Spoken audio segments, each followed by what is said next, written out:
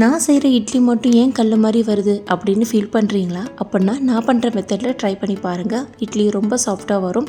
நான் இன்றைக்கி கருப்பு கவுனி அரிசியில் தான் இன்றைக்கி இட்லி மாவு ப்ரிப்பேர் பண்ண போகிறேன். நம்ம சேனலை சப்ஸ்கிரைப் பண்ணாமல் பார்த்துட்ருக்கீங்கன்னா சப்ஸ்கிரைப் பண்ணி சப்போர்ட் பண்ணுங்கள். பக்கத்தில் இருக்க பெல் ஐக்கானையும் ப்ரெஸ் பண்ணிங்கன்னா நான் போகிற எல்லா வீடியோவும் நோட்டிஃபிகேஷனாகவும் மொபைலுக்கு வரும். வாங்க அது எப்படி செய்யலான்னு பார்க்க. இந்த இட்லி மாவு ப்ரிப்பேர் பண்ணுறதுக்கு நான் 3 கப்பு இட்லி அரிசி எடுத்திருக்கேன். 1 கப்பு கருப்பு கவுனி அரிசி எடுத்திருக்கேன். இதை 3 வாட்டி நல்லா வாஷ் பண்ணிவிட்டு இதில் ஃப்ரெஷ் வாட்டரில் தண்ணி ஊற்றி இது தனியாக எடுத்து வச்சிடலாம். நெக்ஸ்ட்டு நான் 4 கப்பு இட்லி அரிசி எடுத்துருக்கிறதுனால நான் 1 கப்பு உளுந்து அப்புறம் கொஞ்சமாக வெந்தயம் ஆட் பண்ணிவிட்டு இதையுமே 3 டைம்ஸ் நல்லா வாஷ் பண்ணிவிட்டு சுத்தமான தண்ணியை ஆட் பண்ணி இது தனியாக எடுத்து வச்சுக்கோங்க. இப்போது இதை 4 மணி நேரம் அப்படியே ஊறட்டும்.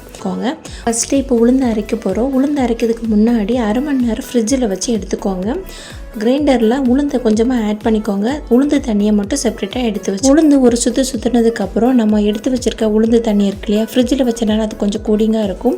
அதை கொஞ்சம் கொஞ்சமாக ஆட் பண்ணி உளுந்து அரைக்கணும். ஏன் அப்படி பண்ணுறோம் அப்படின்னா அப்போ தான் உளுந்து ஹீட் ஆகாமல் இருக்கும். ஸோ அதனால் இட்லி அவிக்கும் போது இட்லி கொஞ்சம் சாஃப்டாக வரும். உளுந்து மாவு ப்ரிப்பேர் பண்ணுறதுக்கு எனக்கு அரை மணி நேரம் ஆச்சு. உளுந்து மாவு பெர்ஃபெக்டாக ப்ரிப்பேர் பண்ணியிருக்கோமான்னு பார்க்குறதுக்கு 2 மெத்தட் இருக்குது. ஒன்று பார்த்தீங்கன்னா நம்ம கையை தண்ணியில் நல்லா நினச்சிக்கோங்க. நினச்சிட்டு உளுந்து மாவு மேலே தொட்டிங்கன்னா கையில் கொஞ்சம் கூட ஒட்டாது. இன்னொன்று என்னென்னு பார்த்தீங்கன்னா உளுந்து மாவு கொஞ்சமாக எடுத்துகிட்டு தண்ணியில் விட்டிங்கன்னா தண்ணிக்கு மேலே உளுந்து மாவு மிதக்கும்.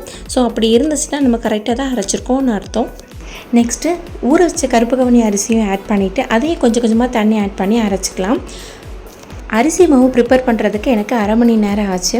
இப்போ இட்லி மாவு ப்ரிப்பேர் பண்ணதுக்கு கிட்டத்தட்ட 1 மணி நேரம் நான் எடுத்துக்கிட்டேன். இப்போது நம்ம உளுந்து மாவு அரைச்சி வச்சுருக்கோம் இல்லையா, அதில் அரிசி மாவை ஆட் பண்ணிவிட்டு கொஞ்சமாக உப்பு ஆட் பண்ணிவிட்டு நல்லா மிக்ஸ் பண்ணிக்கோங்க. நைட்டே நீங்கள் மாவு அரைச்சி வச்சுருந்தீங்கன்னா அடுத்த நாள் காலையில் மாவு புளிச்சு இந்த மாதிரி வந்திருக்கும். ஸோ இப்போ நல்லா கரண்டியால் நல்லா மிக்ஸ் பண்ணிக்கோங்க. இப்போது இட்லி பாத்திரத்தில் கொஞ்சம் கொஞ்சமாக இட்லி மாவு ஊற்றி அவிச்சு எடுத்துட்டிங்கன்னா இட்லி ரொம்ப சாஃப்டாக வரும். அதே மாவில் தோசை பணியாரம்னு சொல்லிட்டு எல்லா வெரைட்டிஸும் ட்ரை பண்ணலாம். சூப்பராக இருக்கும். கண்டிப்பாக ட்ரை பண்ணி பாருங்கள். கருப்பு கவுனி அரிசியில் நிறைய மருத்துவ குணங்கள் இருக்குது. உச்சிலேருந்து உள்ளங்கால் வரைக்கும் இருக்கிற நோய்களை தீர்க்கக்கூடிய கெப்பாசிட்டி இந்த கருப்பு கவுனி அரிசிக்கு இருக்குது. அதனால் டெய்லி இல்லை வாரத்துக்கு 1 முறை நம்ம எடுத்துக்கிட்டோம்னா உடம்புக்கு ரொம்பவே நல்லது. வெயிட் லாஸ் பண்ணுறவங்க, சுகர் பேஷண்ட் அவங்களாம் இதை எடுத்துக்கிட்டாங்கன்னா ரொம்பவே நல்லது. கருப்பு கவுனி அரிசியில் நம்ம இட்லி இல்லைன்னா கஞ்சி என்ன சாப்பிட்டாலுமே சீக்கிரமாக டைஜஷன் ஆயிரும். ஸோ கண்டிப்பாக நீங்கள் ட்ரை பண்ணி பாருங்கள். என்னோடய ஃப்ரெண்ட்ஸ் அண்ட் ஃபேமிலிக்கிட்ட கேட்டு எனக்கு தெரிஞ்ச மெத்தடில் மாவு அரைக்கும் போது எனக்கு கரெக்டாக வந்துச்சுங்க. ஸோ அதனால தான் நான் வீடியோவில் ஷேர் பண்ணியிருக்கேன்.